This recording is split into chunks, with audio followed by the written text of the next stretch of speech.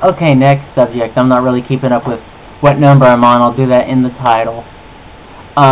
This actually came off of a letter I wrote to my representatives. I looked up, tried finding as many representatives as I could, sent out my letter laying out my gun talk, laying out just what I think.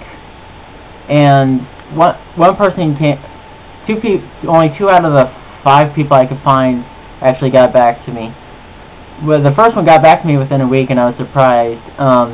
He said, "I'm with you." So I said, "I'll vote for you." But this other person got back to me. I want to say his name, but I won't. He's represented me, and I accidentally voted for him because his name was the only one on the card.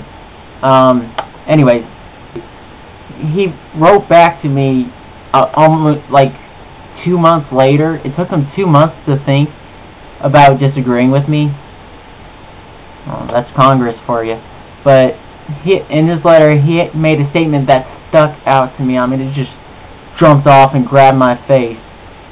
He said in there, "I do not believe that the Second Amendment is absolute." Let that sink in. The Second Amendment is not absolute. He is saying that it's not a guaranteed right that I should have this. It's not a guaranteed right that farm owners should have this.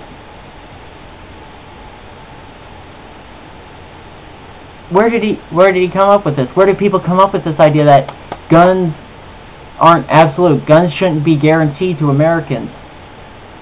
I mean, if it's not absolute, why did the Founding Fathers make it the second of the amendments? If you use that line of thinking, oh, the Second Amendment isn't absolute, what makes the First Amendment absolute? What makes the 8th Amendment absolute? What makes the 10th Amendment absolute?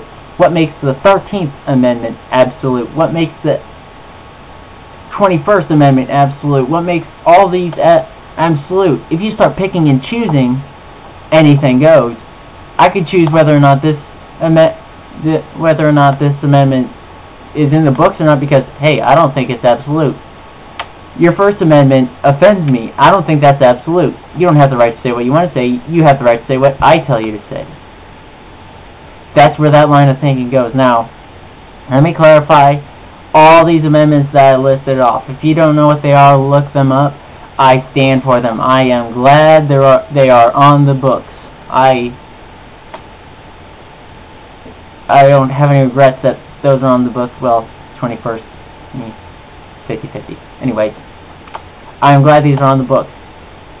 But the reason the First Amendment, the 10th Amendment, the 8th Amendment, the 21st, the 13th, the reason all of those are on the books is because of the Second Amendment. The Second Amendment keeps those on the books. The Second Amendment keeps government from being too big to say, oh, we're just going to do away with your First Amendment right. You can only say what we want you to. The Second Amendment protects the 13th Amendment and keeps it on the books. The Second Amendment protects all 24 amendments. This is absolute.